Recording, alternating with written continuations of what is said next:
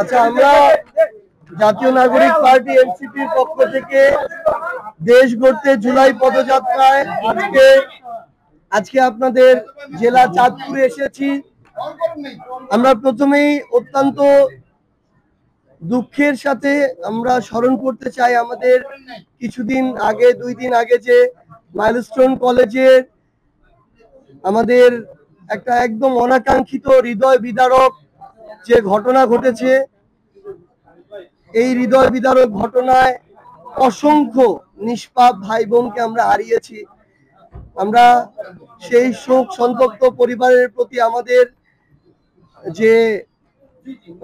আসলে যখন আমরা সেই দৃশ্য চিন্তা করি আমরা কিছু বলতে পারি না, কারণ যেই বাচ্চারা ক্লাস 1-2-তে পড়ে তাদের এইভাবে দগ্ধ হয়ে তাদের জীবন হারানো কতটা কষ্ট হয়েছে সেই সময় তাদের, কিংবা এখনো যারা হাসপাতালে কাতরাচ্ছে তাদের কতটা কষ্ট হচ্ছে, এটা আসলে ভাষায় ব্যক্ত করা সম্ভব নয়। আমরা চাই যে এই ঘটনার সুষ্ঠু তদন্ত হোক। বাংলাদেশে গতানুগতিক দেখানোর জন্য যে তদন্তগুলো হতো, লোক দেখানোর জন্য, এই তদন্ত নয়। বাংলাদেশকে খুনি হাসিনা এবং তার দোসররা লুটপাট করে প্রত্যেকটা সেক্টরকে কতটা অন্তঃসার শূন্য করেছে এগুলো তদন্ত করে বের করা হোক। একজন কিভাবে একটা এভাবে যান্ত্রিক ত্রুটি হয়, অসংখ্য জীবন আমাদের হারাতে হয়, সামনে আরো কত হারাতে হবে আমরা জানি না, আমরা তো এটা হারাতে চাই না। তো তাদের প্রতি আমাদের ওই মর্মস্পর্শী হৃদয় বিদারক যে আমাদের ব্যথা, এটা সবসময় থাকবে। এবং আজকে আমাদের জুলাই পদযাত্রা চলছিল, কিন্তু আমরা মাঝখানে 2 দিন আমরা এটা স্থগিত রেখেছিলাম মাইলস্টোনের এই অনাকাঙ্ক্ষিত ঘটনার পরে।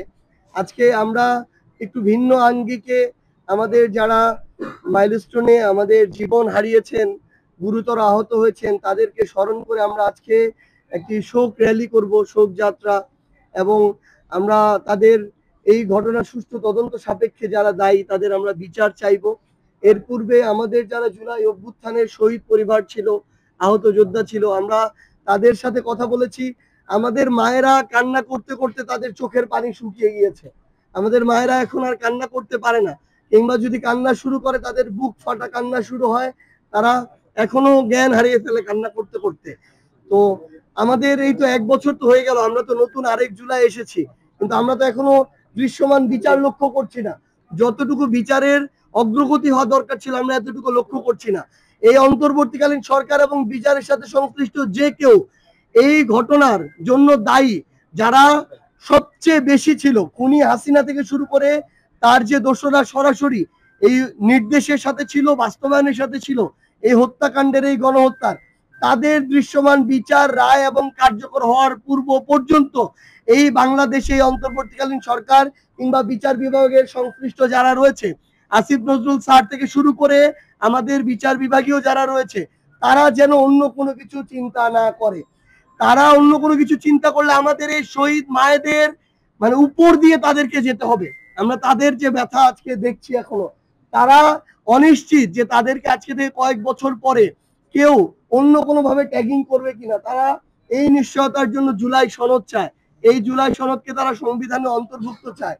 আমরা যে আশা আকাঙ্ক্ষা নিয়ে এত মানুষ জীবন দিল, রক্ত দিল, ওই বাংলাদেশের সিস্টেমগুলোর সংস্কার না হওয়া পর্যন্ত আমরা যদি অন্য কোনো কিছু চিন্তা করি তাহলে আমাদের এই শহীদদের রক্তের সাথে এটা বেইমানি।